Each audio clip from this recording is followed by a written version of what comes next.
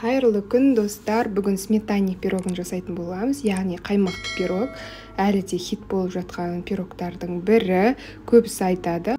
Астында тестасы піспей қалады дейді. Менің рецептіммен жасап көріңіздер, міндетті түрде пісетін болады.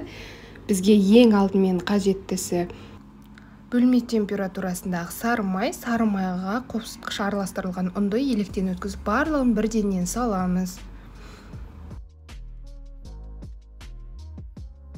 Және де қант ұнтағын саламыз. Қант ұнтағы болмаса, бұл міндетті емес, қант салсаңыздар да болады.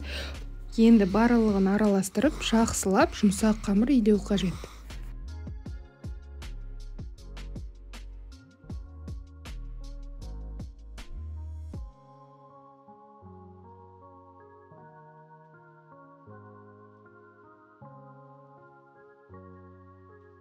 Осы массаға бір жұмыртқаны салып, жұмсақ қамыр илейміз. Қамыр өте нәзік, жұмсақ болады. Жақсылап араластыру қажет тек.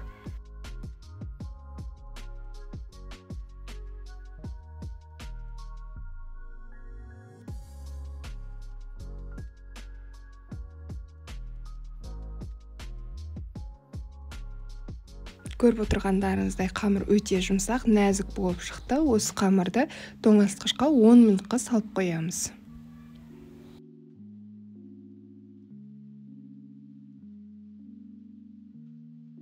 Енді салмасын, яғни начинкасын дайындайтын боламыз. Бізге ең алдымен 20% дүкеннің қаймағы қажет.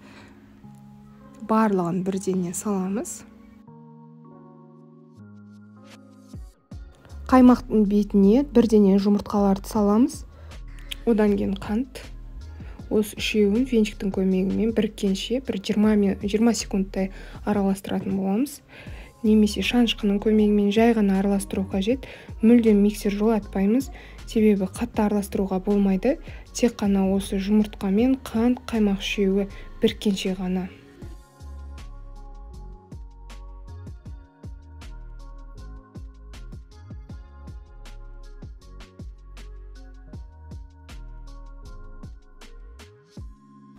Форманы алып, бірденен бетіне жаюды бастап кеттім. Сіздерде егерде бұндай арнайы форма болмайтын болса, пергамент бумагасы міндетті түрде қажет. Немесе сары май жағып противеньға пісіруге де болады.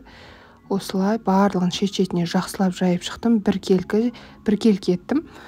Асты және бортиктерінің барлығы бірдей болды. Өте жұмсақ нәзік қамыр болғандықтан сынғыш емес, өте әдемі жайылады. Қорықпай жасай берсеңіздер болады бұл тестамен.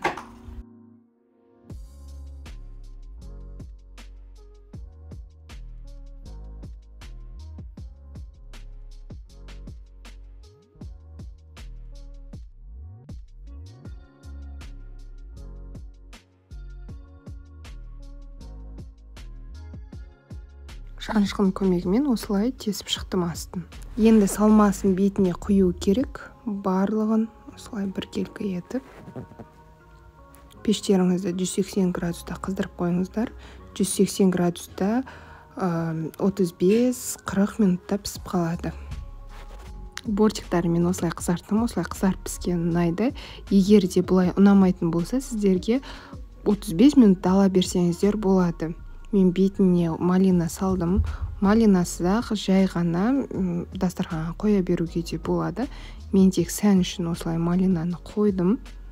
Және де толық суымаса да бір 20 минуттан кейін кесе беруге болады. Егер де өздеріңізге сенімсіз болсаңыздар, толық суығанша күтуге де болады. Міне сіздерге қазір кесіп көрсететін боламын.